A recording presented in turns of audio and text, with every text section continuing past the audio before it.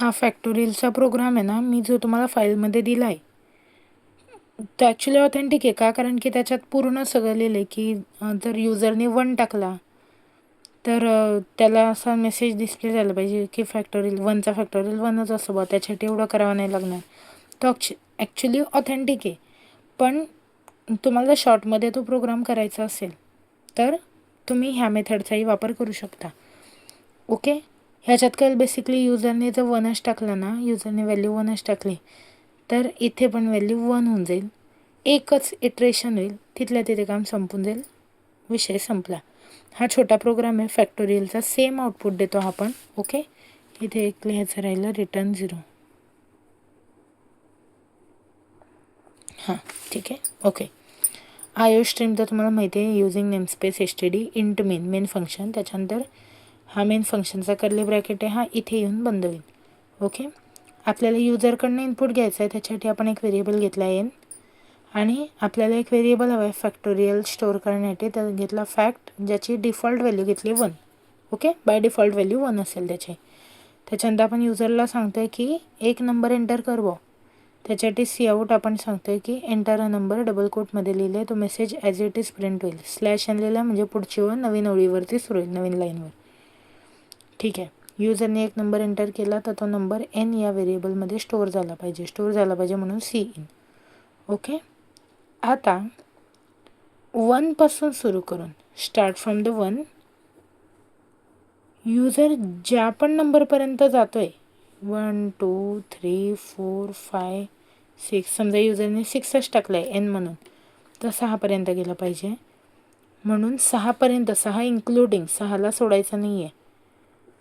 सुरुवात झाली पाहिजे 1 पासून, इन्क्लुडिंग 6 म्हणून लेस दॅन आणि इक्वल टू एन. आय कुठपर्यंत गेला पाहिजे, less than or equal to n पर्यंत. त्याच्या वर गेला तर लूप क्लोज होईल. ओके,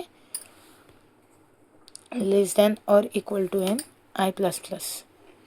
काय काम एक्झिक्यूट झालं पाहिजे, काय ॲक्शन झाली पाहिजे, तर फॅक्ट म्हणजे फॅक्टची व्हॅल्यू अपडेट होईल. काय अपडेट होईल, अगोदरची असलेली फॅक्टची व्हॅल्यू इंटू आय.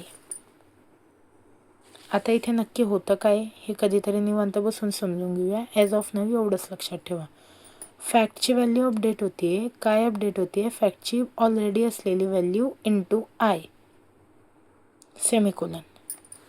हे काम लूप पूर्ण होईस्तोवर चालतं आहे. त्याच्यानंतर लूप आपला पूर्ण होऊन जातो आहे, लूपचं काम संपतं आहे आणि अल्टिमेटली आपण काय करतो आहे, प्रिंट करतो आहे. तर फॅक्टोरियल इज, हे पूर्ण कॅल्क्युलेशन केलं. काय करतो आपण, फर्स्ट सेकंड थर्ड फोर्थ, हा आय आहे ना तुमचा, हा काय आय 1 2 3 4 आहे बघा ना, हा आय इन्क्रीमेंट होतो एनपर्यंत. आणि जी आधीची फॅक्टोरियलची व्हॅल्यू आली म्हणजे या मल्टिप्लिकेशनचा आन्सर येईल 6, तर या 6ला 4 मल्टिप्लाय करा, नवीन फॅक्टोरियल बनला 24. या 24ला 5 मल्टिप्लाय करा, नवीन फॅक्टोरियल बनला 120. या 120ला हा 6 मल्टिप्लाय करा. आधीच्या फॅक्टच्या व्हॅल्यूला आय मल्टिप्लाय करून मिळालेली व्हॅल्यू नवीन फॅक्टमध्ये स्टोअर करायची, एवढंच येते. आणि जे अल्टिमेटली फॅक्ट मिळेल तुम्हाला, आता इथे समजा या केसमध्ये 720 मिळत आहे, तर ते आपल्याला काय करायचं, प्रिंट करायचं आहे.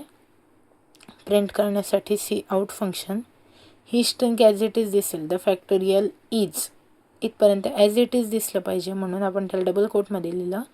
पुढे परत अँग्युलर ब्रॅकेट लिहिले आणि इथे व्हेरिएबल लिहून टाकला. फॅक्ट हा व्हेरिएबल इथे लिहून टाकला, जेणेकरून इथे जी काही त्याची व्हॅल्यू असेल, युजर जो पण एन टाकेल त्याच्यावर डिपेंड ह्या फॅक्टची व्हॅल्यू बदलेल म्हणून त्याला आपण व्हेरिएबल म्हणतो.